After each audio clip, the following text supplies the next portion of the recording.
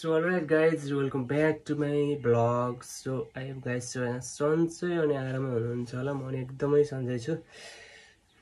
आज चाहिँ यस्तो भ्लग किन बनाइरहेछ भन्ने सोच्नु भएको होला हैन।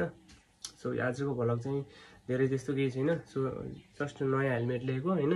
हेलमेट चाहिँ लिएको त्यही हो। हल्का हेलमेट देखाइदिउँ भनेर मात्र हो।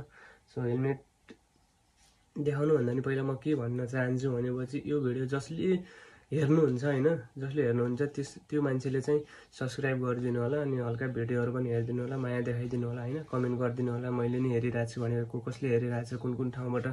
सो त्यही हो, कुन ठाउँबाट हेर्नु भएको छ त्यो भ्लग हैन। सो अब चाहिँ म हेलमेट देखाउँछु हैन। हेलमेट कस्तो किने भनेर त्यो नि देखाउनु पर्यो नि त हैन। सो हेलमेट चाहिँ मैले भेगाको लिएको हैन, भेगाको ब्ल्याकमा लिएको अनि यो चाहिँ व्हाइटमा थियो अनि मैले चाहिँ ग्लास चाहिँ यस्तो उसमा लगेको हैन। सो यसमा लिँदाखेरि चाहिँ राम्रो देखिन्छ नि त, भित्रको भ्यूहरु देखिन्न। सो भित्रको अनुहार देखेपछि चाहिँ मलाई अर्कै लाग्छ कि त्यसको व्हाइट कस्तो नर्मल टाइपको जस्तो देखिन्छ। सो अनि यो चाहिँ मैले हिजो हालेको, यो चाहिँ मामाहरुले जिस्काउनलाई हालेको हैन। मामाले के भन्नुहुन्छ अहिलेसम्म चाहिँ मैले यो क्यामेरा बनाएदेखि चाहिँ ट्राफिक चेकिङमा परेको छैन हैन। जो गोप्रो मैले यो गोप्रोबाट भिडियो बनाउन लागेदेखि चाहिँ मैले ट्राफिक चेकिङमा परे छैन। सो परेको थियो तर गोप्रोमा चाहिँ भिडियो बनाएको थिएन मैले हैन। चार्जेको प्रोब्लमले गर्दाखेरि बनाएको थिएन। सो अब चाहिँ बबाल भिडियोहरु आउँछ हैन। गाइज सबैजनाले सब्स्क्राइब गरिदिनु होला च्यानल। यस्तो दामी भिडियोहरु आउँछ अनि यो पनि टी-शर्ट पनि यो जर्सी नि राइडिङ जर्सी पनि मैले हिजो लिएको हैन नेपालगञ्जबाट। सो तर महँगो हुँदो रहेछ।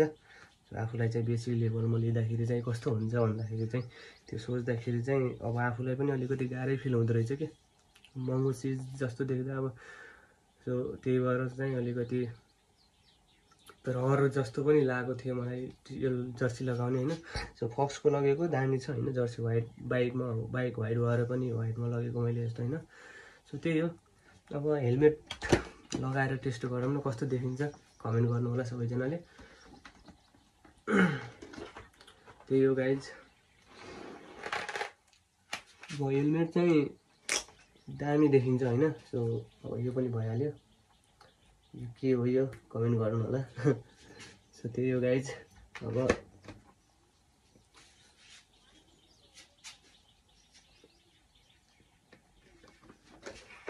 अब यही हो हेलमेटको चाहिँ। अब जर्सी नै लिइसके। अब सबै लगभग राइडिङको लागि जस्तै अब भिडियो भ्लगरको लागि चाहिने सबै सामग्रीहरु रेडी भइसकेको छ मेरो चाहिँ हैन। म चाहिँ बेसिक लेभलको भएर चाहिँ त्यतिसम्म पनि अब मेरो यस्तो भएन उस्तो भएन भनिरहेको छैन हैन। च्यानल यस्तो भएन उस्तो भएन भाइरल भएन त्यो पनि भन्ने छैन मैले हैन। सो बेसिक लेभल भएर चाहिँ म आफ्नै तरिकाले गरिरहेको छु के काम हैन। सो माया गर्नेले गर्नु भएको छ हैन, त्यो अझै माया गरिदिनु होला। सो आजको भिडियो चाहिँ यति नै बनाऊ भन्दा पनि म के भन्न चाहन्छु भन्ने अन्तिम हैन। सो जतिजनासम्म यो भिडियो पुग्छ हैन, यो भिडियो पुग्छ सबैजनाले सब्स्क्राइब अनि भिडियोहरु गएर कमेन्ट छाड्दिनु होला। मैले नि हेरे भिडियो भनेर कुन ठाउँबाट हेर्नुहुन्छ कमेन्ट गरिदिनु होला, माया गरिदिनु होला हैन।